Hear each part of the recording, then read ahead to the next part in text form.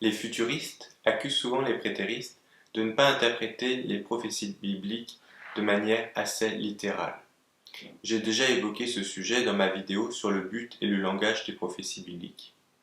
Il y a pourtant un domaine où les prétéristes sont beaucoup plus fidèles à la lettre que les futuristes, c'est la question du temps.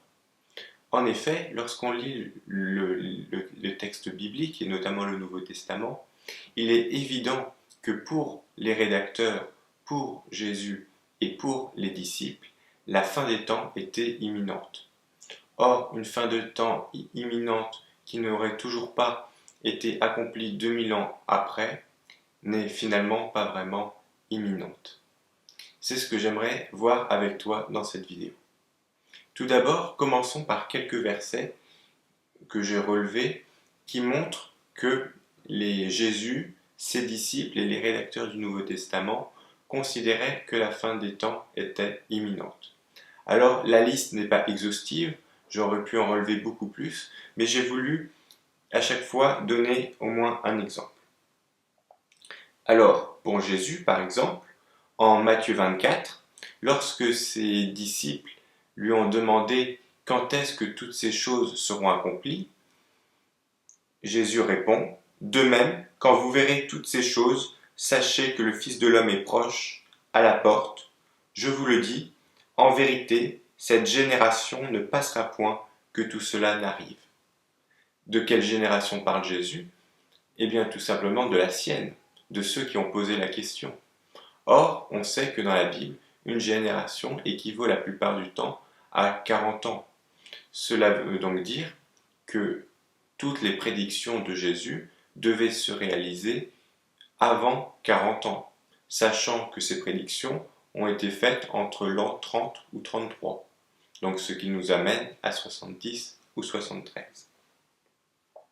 Maintenant, quelques versets extraits des différents textes du Nouveau Testament. Tout d'abord, Paul, Épître aux Philippiens 4, verset 5.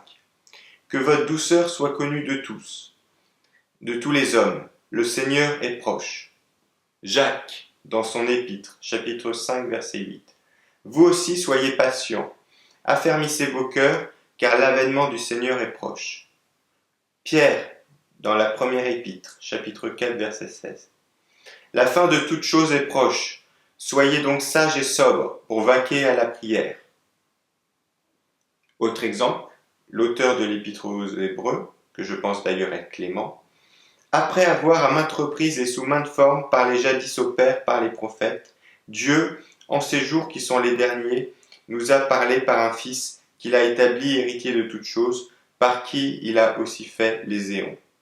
Épître aux Hébreux 1, verset 1 à 2. Et on peut même terminer en citant Jean, qui lui, non seulement ne parle pas de dernier jour, mais même de dernière heure.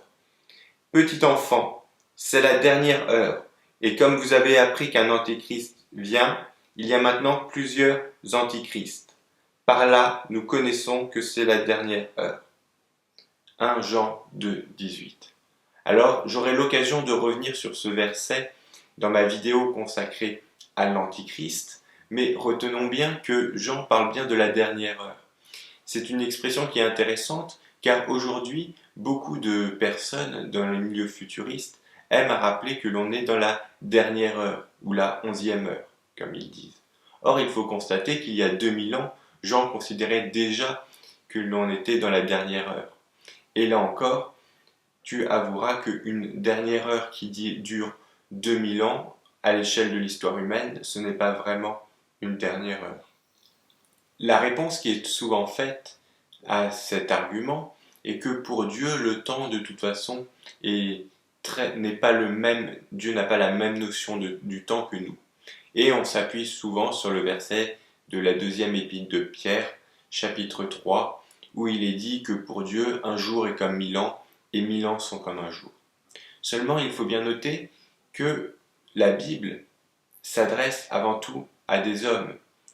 Et Jésus et les apôtres s'adressaient à leurs contemporains. Et donc, cet argument en soi ne me paraît pas pertinent. Mais il y a à mon avis 3 passages bibliques qui invalident totalement cet argument. Le premier relève de la comparaison entre la fin de Daniel et la fin de l'Apocalypse. À la fin du livre de Daniel, l'ange dit à Daniel de sceller ce livre car le temps est encore lointain. Tandis qu'à la fin du livre de l'Apocalypse, l'ange dit au contraire à Jean de ne pas sceller ce livre, de le laisser ouvert, car le temps est proche. Si on compte d'un point de vue de Dieu, il n'y a aucune raison de faire cette différence. Au contraire, le fait qu'à l'époque de Daniel, le temps soit lointain et qu'à l'époque de Jean, le temps soit proche, montre que c'est bien une manière humaine de compter le temps. Le deuxième passage vient d'une remarque de l'apôtre Paul concernant le mariage. Celui-ci dit en effet dans sa première épître aux Corinthiens, au chapitre 7, la chose suivante. Pour ce qui concerne les choses dont vous m'avez écrit, je pense qu'il est bon pour l'homme de ne point toucher de femme. À ceux qui ne sont pas mariés ou aux veuves, je dis qu'il leur est bon de rester comme moi, c'est-à-dire célibataires. Pourquoi de tels conseils ? Paul lui-même donne l'explication. Voici donc ce que j'estime bon à cause des temps difficiles qui s'approchent. Il est bon à un homme d'être ainsi. Es-tu lié à une femme ? Ne cherche pas à rompre ce lien. N'es-tu pas lié à une femme ? Ne cherche pas une femme. Si tu t'es marié, tu n'as point péché. Et si la Vierge s'est mariée, elle n'a point péché. Mais ces personnes auront des tribulations dans la chair, et je voudrais vous les épargner. Voici ce que je dis, frères. C'est que le temps est court, que désormais ceux qui ont des femmes soient comme n'en ayant pas, ceux qui pleurent comme ne pleurant pas, ceux qui réjouissent comme ne se réjouissant pas, ceux qui achètent comme ne possédant pas, et ceux qui usent du monde comme n'en usant pas, car la figure de ce monde passe. Ici, il ne fait aucun doute que Paul adresse ses conseils directement à la génération à qui il écrit. En leur conseillant de ne pas prendre de femmes parce que le temps est court, cela montre bien que Paul attend quelque chose qui concerne la génération à laquelle il écrit, et donc la génération en fait dans laquelle il vit. Ce n'est pas un événement qui pourrait avoir lieu 2000 ans après. On comprend bien qu'il n'y a aucun intérêt de dire à des chrétiens du 1er siècle de ne plus se marier pour éviter des tribulations qui arriveraient 2000 ans plus tard. Mais il y a surtout un troisième et dernier passage qui pour moi invalide totalement tous les contes futuristes concernant la fin des temps. Et j'aimerais terminer avec ce passage. Pour moi, c'est vraiment le texte le plus important pour deux raisons. À la fois pour sa clarté, mais aussi par son autorité, puisqu'il n'émane ni de Paul, ni d'un apôtre, mais de Jésus lui-même. Et c'est par ce texte que j'aimerais terminer cette vidéo. Alors, pour bien le situer dans tout son contexte, je vais te lire non pas seulement le verset clé, qui est le dernier verset, mais l'ensemble du chapitre, ou du moins la plus grande partie, pour bien te montrer, et tu pourras relire, et je t'invite d'ailleurs ensuite à relire ce chapitre tout seul et à y réfléchir, mais pour bien constater qu'il n'y a, à mon avis, pas d'autre alternative d'explication que celle que je vais te proposer. Le texte se trouve dans Matthieu 10. C'est Jésus qui envoie en mission ses 12 disciples. Ayant fait venir ses 12 disciples, Jésus leur donna autorité sur les esprits impurs pour qu'ils les chassent et qu'ils guérissent toute maladie et toute infirmité. Voici les noms des 12 apôtres. Et donc, l'auteur donne la liste. Ces 12, Jésus les envoya en mission avec les instructions suivantes. Ne prenez pas le chemin des païens et n'entrez pas dans une ville des Samaritains. Allez plutôt vers les brebis perdues de la maison d'Israël. En chemin, proclamez que le règne des cieux s'est approché. Guérissez les malades, ressuscitez les morts, purifiez les lépreux, chassez les démons. Vous avez reçu gratuitement, donnez gratuitement. Ne vous procurez ni or, ni argent, ni monnaie à mettre dans votre ceinture, ni sac pour la route, ni deux tuniques, ni sandales, ni bâton, car l'ouvrier a le droit à sa nourriture. Dans quelque ville ou village que vous entriez, informez-vous pour savoir qui est digne de vous recevoir, et demeurez là jusqu'à votre départ. En entrant dans la maison, saluez-la. Si cette maison en est digne, que votre paix vienne sur elle, mais si elle n'en est pas digne, que votre paix revienne à vous. Si l'on vous accueille, si l'on ne vous accueille pas, et si l'on n'écoute pas vos paroles, en quittant cette maison ou cette ville, secouez la poussière de vos pieds. En vérité, je vous le déclare, au jour du jugement, le pays de Sodome et de Gomorrhe sera traité avec moins de rigueur que cette ville. Voici que moi je vous envoie comme des brebis au milieu des loups. Soyons donc rusés comme les serpents et candides comme les colombes. Prenez garde aux hommes, ils vous livreront aux tribunaux et vous flagelleront dans leurs synagogues. Vous serez traduits devant des gouverneurs et des rois à cause de moi. Ils auront là un témoignage, eux et les païens. Lorsqu'ils vous les livreront, ne vous inquiétez pas de savoir comment parler ou que dire. Ce que vous aurez à dire vous sera donné à cette heure-là, car ce n'est pas vous qui parlerez, c'est l'Esprit de votre Père qui parlera en vous. Le frère livrera son frère à la mort, et le père son enfant.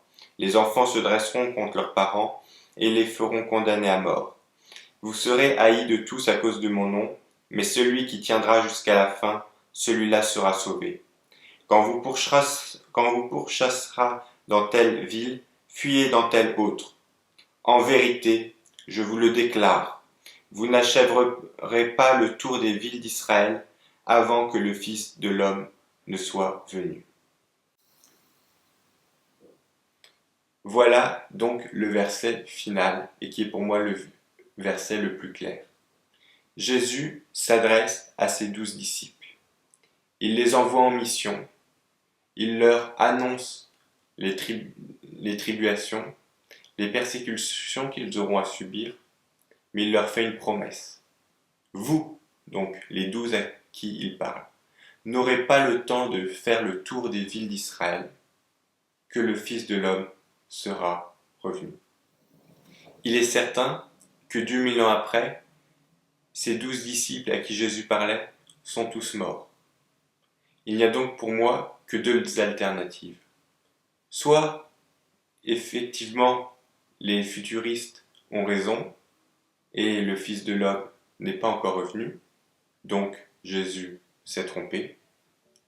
Soit, Jésus a dit vrai, et dans ce cas-là, le Fils de l'homme est déjà revenu lorsque Jésus l'a annoncé, dans les temps où Jésus l'avait annoncé, c'est-à-dire avant que ses disciples aient fini le tour des villes d'Israël. En tant que prétériste, c'est bien sûr la deuxième alternative que je défends, et c'est ce dont je te parlerai dans la prochaine vidéo. En attendant, si tu as des questions ou des remarques, n'hésite pas à me laisser un commentaire, et moi je te dis à bientôt.